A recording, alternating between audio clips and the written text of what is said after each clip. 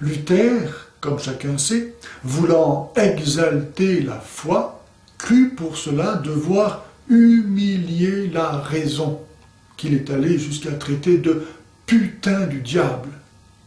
Pour lui, en effet, la raison n'est bonne qu'à traiter des choses de la terre, mais jamais de celles du ciel, en lesquelles, je cite, « la raison ne peut que blasphémer et déshonorer tout ce que Dieu dit ou fait. » En quittant la foi catholique, le protestantisme, c'est le cas de le dire, a perdu la raison.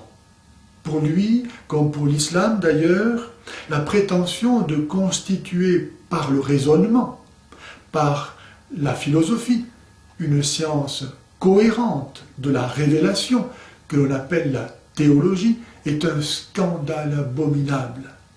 L'un comme l'autre ont délivré enfin l'humanité du fardeau de devoir toujours penser, et penser logiquement. L'un comme l'autre, chacun dans son orbite géopolitique propre, a ainsi préparé, comme le plus appréciable des progrès, le non-sens pur et simple. Ce n'est pas un hasard si protestantisme et islam ignorent la vie contemplative. Aussi toute leur vie et leur salut se passe-t-il occupés aux choses de ce monde. Mais à l'inverse du musulman qui voit son efficience annihilée par le fatalisme, Inch'Allah, Mektoub, on n'y peut rien, c'est écrit. Le protestant, privé de la médiation de l'Église entre lui et Dieu, ne peut compter que sur lui pour faire son salut, et trouve donc dans son individualisme un moteur hyper efficace en termes d'initiative et d'effort personnel. C'est ainsi que le primat de l'action sur la contemplation, l'hérésie de l'activisme, a conduit la société américanisée à être une conspiration contre la vie intérieure, en dépit de l'avertissement de Jésus disant « À quoi sert-il de gagner même le monde entier si on le paye de son âme ?»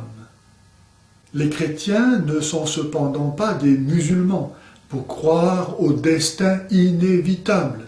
Ils croient que Jésus est venu nous sauver, tous, et pas seulement les prédestinés. Par sa mort et sa résurrection, le Christ a détruit la fatalité du malheur. Désormais, nous sommes tous prédestinés à aller au paradis. Nous sommes libres. Personne n'est prédestiné à aller en enfer, comme le croient musulmans et calvinistes. Pour eux, l'homme est sauvé ou damné et il n'y peut rien changer. Aussi vrai que la volonté de Dieu est immuable et éternelle.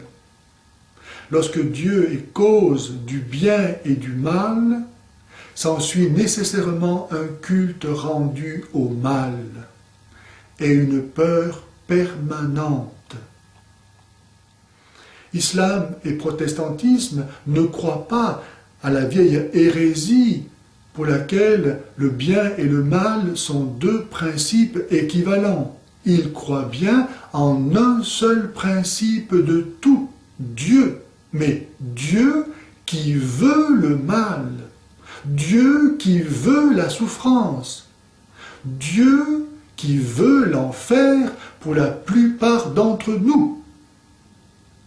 Ainsi, Luther écrivait « Tout ce qui arrive, arrive selon les décrets irréversibles de Dieu. C'est donc la nécessité et non la liberté qui est le principe directeur de notre conduite. Dieu est l'auteur de ce qui est mauvais en nous, comme de ce qui est bon. Et de même qu'il appelle au bonheur ceux qui ne le méritent pas, de même, en damne-t-il qui ne méritent pas leur sort. Alors que pour la foi catholique, la nature humaine blessée par le péché originel peut être guérie par le Christ devenu homme jusque dans la mort pour pouvoir ressusciter l'homme nouveau divinisé, pour les protestants, le péché originel a tellement corrompu l'homme de la tête aux pieds qu'il n'y a plus rien de saint en lui, et que le salut de Jésus, tel un emplâtre sur une jambe de bois, ne fait que recouvrir la pourriture qu'il est devenu à jamais. Pour Luther, l'homme ne peut pas participer à son salut. Aussi Dieu est-il seul responsable du salut ou de la damnation des hommes. Croyance partagée par les musulmans et qui explique que la liberté n'étant pour eux qu'un leurre, ils la haïssent.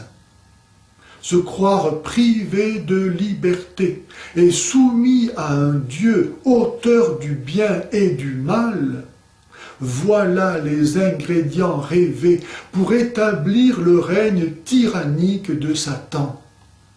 Mais comment savoir si l'on fait partie des sauvés? Pour les musulmans, c'est simple.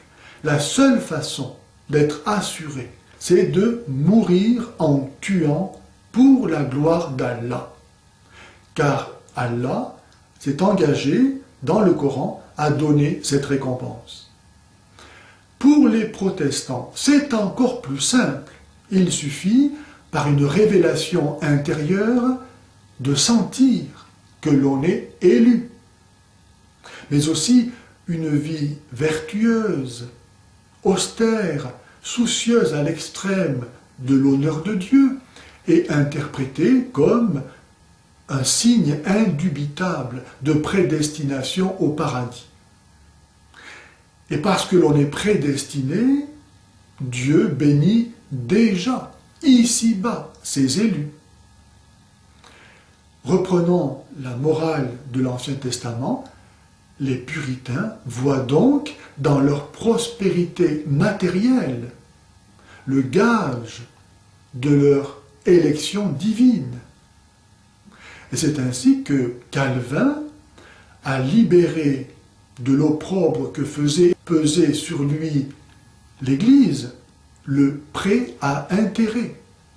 Il a réhabilité l'usure, péché qui est au principe du capitalisme libéral. En conclusion, l'esprit protestant a engendré l'économie contemporaine de cette façon. Le mépris de la contemplation et la conviction que l'accomplissement de nos devoirs temporels est la seule façon de plaire à Dieu a exalté le travail. La réussite temporelle, considérée comme gage d'élection divine, a fait de la recherche de la richesse la principale activité de l'homme. Mais la richesse, destinée non à satisfaire les besoins naturels de l'homme, mais à être signe du salut, et donc valeur en soi. La fin du travail devenant le profit, l'argent. Et parce que l'argent est devenu une valeur en soi, l'usure a été réhabilitée, ce qui a posé le fondement du capitalisme libéral. Et de sa célèbre devise, le temps c'est de l'argent. Eh bien non, le temps c'est beaucoup plus que de l'argent. C'est notre vie qui nous a été donnée pour que nous puissions mériter de vivre éternellement avec Dieu. Voilà pourquoi Jésus disait, « Vous ne pouvez pas servir Dieu et l'argent. »